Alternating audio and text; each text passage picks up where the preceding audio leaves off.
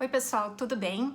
Nesse vídeo conversaremos sobre algumas iniciativas de divulgação histórica realizadas por jornalistas.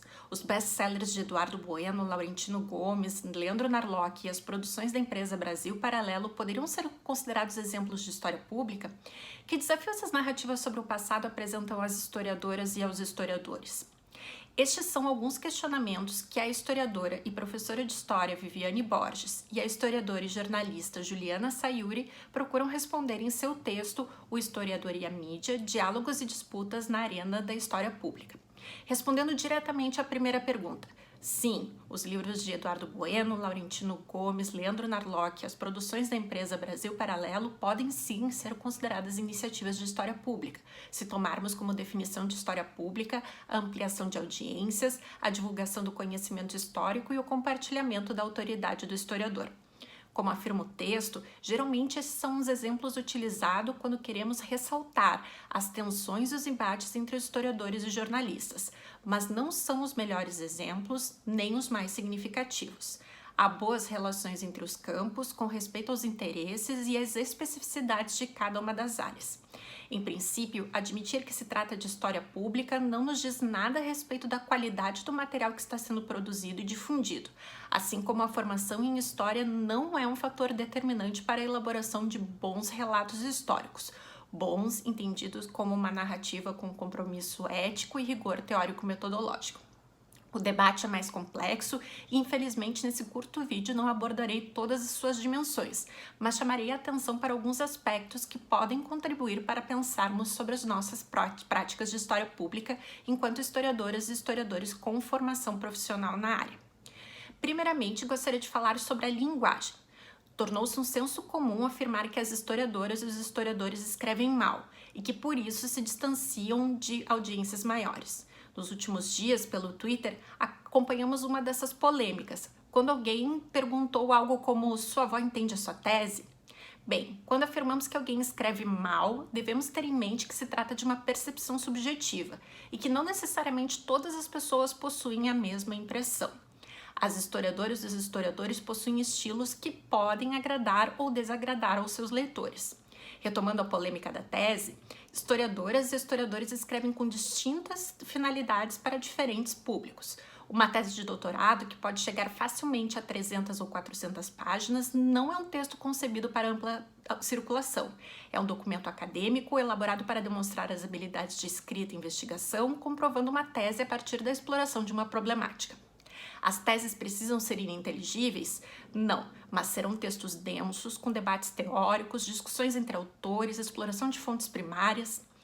Com esse exemplo, gostaria de chamar a atenção para o que estamos trabalhando em história pública. Existem públicos circunscritos para determinadas produções historiográficas e cada um desses públicos podem ter interesses difusos sobre o passado, às vezes como curiosidade ou entretenimento, outras como conhecimento e ainda como memória. Agora, se nos propormos a realizar divulgação científica de história através de documentários, filmes, livros, mídias virtuais, redes sociais, com certeza o nosso público se alterará e devemos novamente refletir sobre a inter-relação entre o conteúdo, a forma e a linguagem. Mas cuidado, ampliação da audiência não deveria significar ser impreciso ou superficial. Também não deveria se restringir apenas a dividir ou entreter. Há que se pensar formas de aprendizado histórico através dessas mídias, porque afinal de contas, aprendemos sobre história para além da escola. Darei mais um exemplo para vocês. Os vídeos que tenho produzido para a introdução à história pública, que tem uma duração de aproximadamente 10 minutos. O YouTube permite que eu obtenha uma série de dados sobre as visualizações, inclusive a média de tempo que uma pessoa assiste um desses vídeos, que é de 4 minutos e meio. Essa informação permite com que eu me questione: há algum problema com o conteúdo, a forma ou com a linguagem? Será que as escolhas que fiz são condizentes com as expectativas do público interessado em história pública que consome esse material pelo YouTube? Se eu contasse com um profissional da área da comunicação social, como um jornalista, será que eu garantiria mais tempo de exibição dos vídeos, tornando-os mais atraentes? Vamos voltar ao caso dos historiadores e dos jornalistas. De que forma podemos compreender as vendagens de guias politicamente incorretos? Irei levantar algumas hipóteses que necessitariam de pesquisas mais aprofundadas para serem comprovadas, mas que servirão para atentarmos para aspectos nem sempre presentes nas reflexões de historiadoras e historiadores sobre a sua escrita. Número 1. Há um diagnóstico sobre o mercado, um nicho a ser explorado. No caso, um interesse sobre o passado. Novamente, sobre o passado, não pela história e nem pelos historiadores. 2.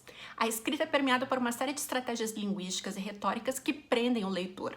Ao invés de narrativas processuais, privilegiam-se os fatos anedóticos, a romantização de eventos, a psicologização de personagens. 3. Essas obras criam uma identidade entre o relato que está sendo apresentado e a identidade e o sistema de crenças de certos leitores, reforçando estereótipos, preconceitos e sensos comuns.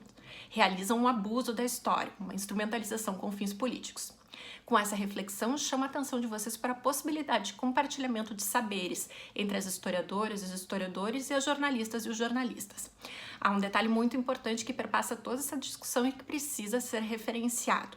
Há projetos que contam com um enorme financiamento, seja editorial, com estratégias de marketing que transformam os livros em best-sellers, seja de impulsionamento, pagando para atingir públicos mais amplos nas redes. Bem, convido a todas e todos para fazer a leitura dos textos recomendados aqui na descrição do vídeo e seguirmos com o debate sobre as relações de encontro, mas também de confronto entre os historiadores e as mídias. Até a próxima aula!